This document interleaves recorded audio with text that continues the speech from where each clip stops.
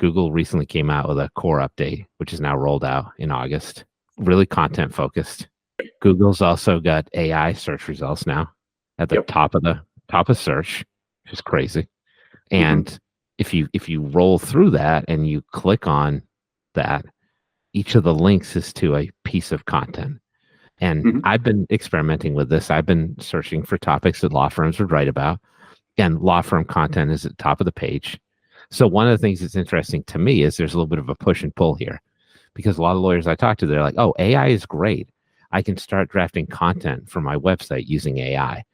But all the push that Google is making is like, hey, we want like high quality content in these areas that is useful for legal consumers or consumers in general. So what I find interesting is like, if people are telling me like, oh, I'm just going to crank out like 1 billion blog posts using ChatGPT, that can't be the right strategy. I feel like that, like to the point we were making before, that's the assistive part. And then you really got to flesh that out and make that high quality. So what are your thoughts on that? Because I'm interested in you as a marketing person. Like, how do you thread that needle? Because by one point, Google's like, let's use AI for everything.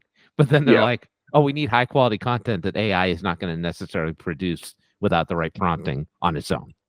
Yeah. So I would say over time, Google's kind of always progressively tried to, improve their results or like, build their results in a way where it relies on mathematical or algorithmic criteria, right? And so, prior to this, let's go back 10, 20 years, and it was like, okay, we're going to use link building, right? Or we're going to use keyword frequency. So just the number of times that you put, criminal lawyer San Diego in, and you could put it in white and do it 800 times, and you would go up, right?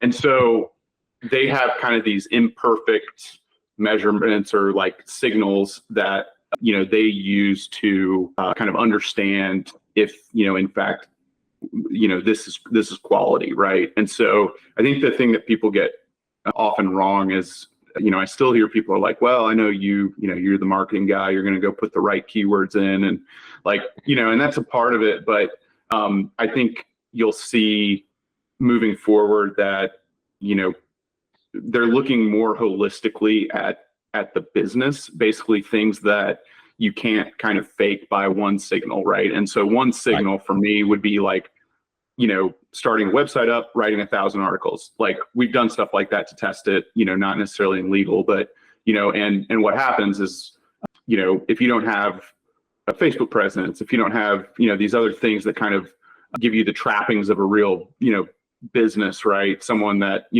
basically authentication from multiple angles, right? If you don't have that, then it's, you're basically going to get quieted, right? You're not going to get that pop. Now there are examples where, people can, kind of avoid that, or like, they've done that and they get really good traffic, and, they basically ended the kind of affiliate SEO market. During that update. So I think at some point, or I think where it's going to go is like, and where we're kind of thinking about it is, what are those elements that can't easily be done by everybody else? So what's the like competitive moat, right? And so, you've seen part of that with, people putting like this article written by Bob Jones, JD, and then you link to the bio. And so you're having these like eat signals and stuff like that. And so I've heard, part of maybe what they're looking for is like, content or things that don't appear anywhere else on the internet. So like first person material, right? And things like that haven't, that they can't reference somewhere else. So I think, I don't know. I mean, I don't know the answer, at this point. I think it's like, I don't think I don't think anybody does, by the way. Well, I don't think Google's figured it out either.